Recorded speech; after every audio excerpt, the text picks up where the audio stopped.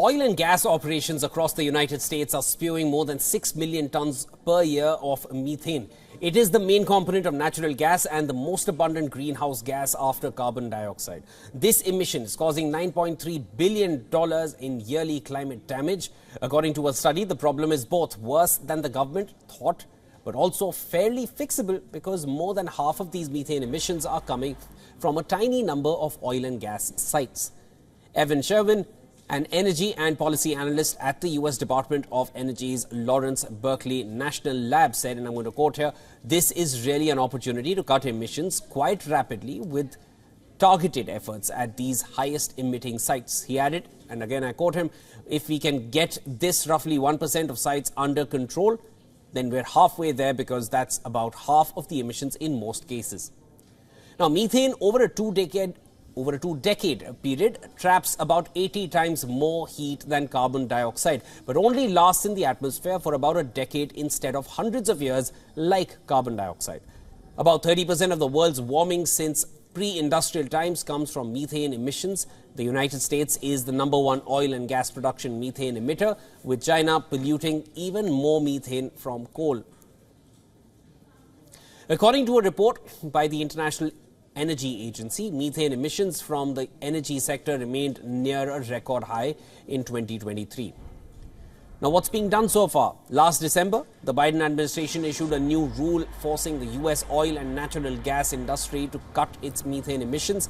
At the same time, at the United Nations climate negotiations in Dubai, 50 oil companies around the world pledged to reach near zero methane emissions and end routine flaring in operations by 2030.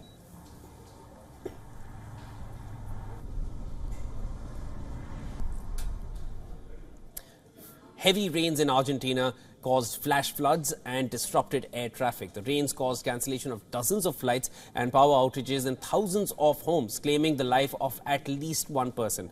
An orange alert was issued in the Argentine capital region. Drone views showed the magnitude of the downpour as streets in the Buenos Aires province looked like rivers.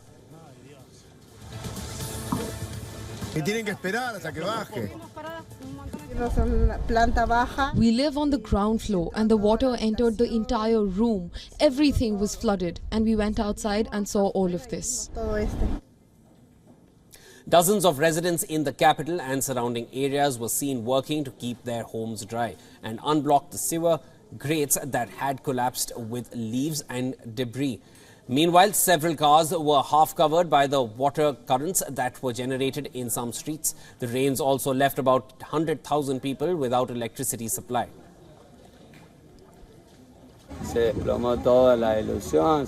In 5 minutes, everything collapsed. All the illusion, sacrifice and hope. We felt a shake, wind, the window trembled, and all of a sudden, an impressive explosion that made us think we would die crushed. Because when all these fell from the house's roof, it seemed like everything would come down.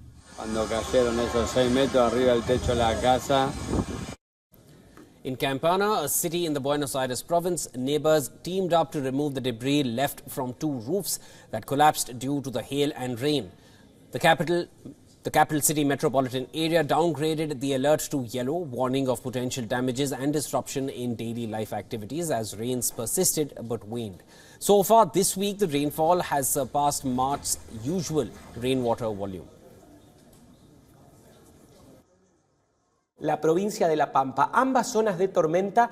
Around Moron and the west of Buenos Aires suburbs, we have between 100 and 140 millimeters. In the south and places such as Lanús, unofficial stations that are used for meteorological tracking, there were between 80 and 90 millimeters reported. We are talking about a less than 3-hour period. Brazil's northernmost state, Roraima, has been swept by forest fires caused by the worst drought in 25 years. Farmers' houses have been destroyed and their crops reduced to ashes. With fires swiftly reaching farmlands, farmers said they had no time to call firefighting forces. They had to run for their life with their families and witness crops being burnt to the ground.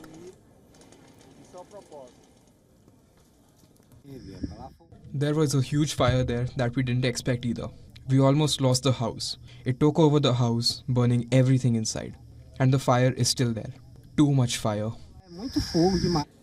The state government has set up a 600-people firefighting team and hired 240 new firefighters to respond to wildfires, but officials have had to turn to the federal government for help. Here in Roraima, we don't have airplanes, especially helicopters to fight forest fires. In the indigenous areas, which often have dense forests and very undulated terrain. This makes access to these locations extremely difficult.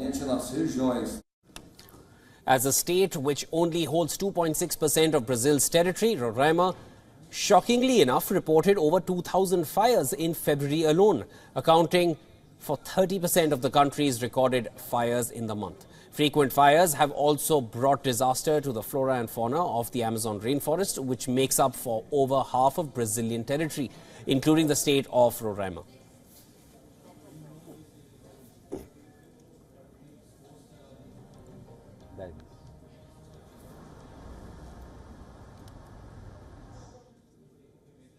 Multiple avalanches hit northern part of Kashmir Valley. Although no loss of life or property has been reported, it has added to the already accumulated snow in the area. With many roads blocked in Gurez sector, locals are now demanding early snow clearance of the roads. Residents of several villages in the Bandipora district have been complaining that delay in snow clearance has cut them off from link roads and has left them isolated in their own homes. Along with early snow clearance, locals are now demanding a permanent office for the mechanical engineering department in their block. While snow induced a travel chaos near Gurez, the accumulated snow is boosting the tourism potential of Sonmarg tourism resort in Kashmir Valley. In a bid to boost eco-friendly tourism, 3 Kashmiri artists have crafted a magnificent Taj Mahal made of snow. One of the artists involved says it is the world's first where visitors can actually sit inside. Sonmarg is rising as an eco-friendly destination. It has been open to tourists throughout the year, and I hope it continues like this in the future. This is an achievement for both the administration and the people of this region. The snow sculpture, created through a collaboration between the Tourism Department, Sonmarg Development Authority and Gandarbal District Administration, has been attracting many visitors.